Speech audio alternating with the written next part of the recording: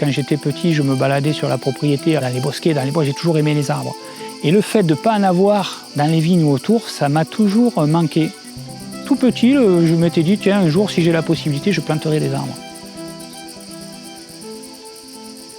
Aujourd'hui, on est au quartier Lander, à Bagard, chez Jérôme Pépin, un viticulteur qu'on a accompagné pour un projet agroforestier et couverts végétaux notamment. Notre accompagnement, il court à peu près sur 18 mois pour une seule vague de plantation, entre le moment où on se contacte la première fois et la fin, quand on vient refaire le suivi à N+1 ou à l'automne suivant la plantation.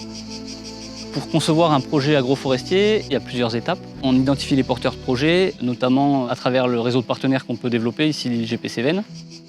L'IGP Cévennes, c'est une appellation qui regroupe une vingtaine de caves coopératives et une cinquantaine de domaines. Alors on a un partenariat avec Pur depuis 4 ans maintenant, qui nous permet de lui présenter des agriculteurs qui sont susceptibles d'être intéressés par l'agroforesterie. Et Pur apporte son expertise ensuite pour monter les projets et les accompagner jusqu'à l'aboutissement.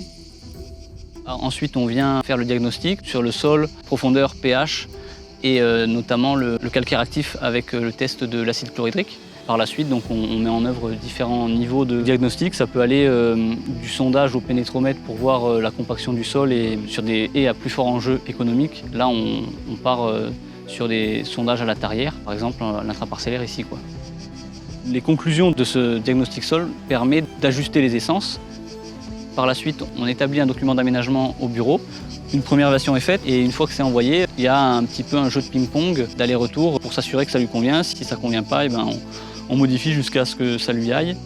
Par la suite, on a la gestion de commandes l'été, donc tout ce qui est plan, fourniture. Et derrière, on revient pour faire les suivis et les comptes rendus aux partenaires, donc plutôt à l'automne, hiver. Jérôme Pépin, 49 ans, jeune vigneron. Jeune vigneron parce que effectivement on est sur la propriété familiale, mais que j'ai repris il y a 3 ans seulement. En superficie, les terres, il doit y avoir 7 hectares, je pense, à peu près. Il y en a une partie qui a été plantée en verger d'amandiers. Donc là, on a à peu près 200 amandiers. Et il y a une autre partie qui a été plantée en amandier aussi, mais sur des cultures en intraparcellaire. C'est-à-dire que l'amandier est vraiment là pour faire de l'agroforesterie. Donc c'est pareil, à peu près 200 amandiers. Et puis il y a, on va dire, à peu près un peu plus de 600 mètres linéaires de haies, avec pas loin de 700 arbres. Les couverts végétaux, en fait, c'est le premier levier pour pouvoir commencer à remettre de la vie et dans les sols et au-dessus des sols. Alors moi, j'ai des sols principalement argilo-calcaires qui se referment très vite quand il pleut. Si on peut ramener un peu de porosité et pouvoir stocker de l'eau en profondeur, donc c'est quand même un moyen pour déjà compenser un petit peu les phénomènes de sécheresse extrêmes.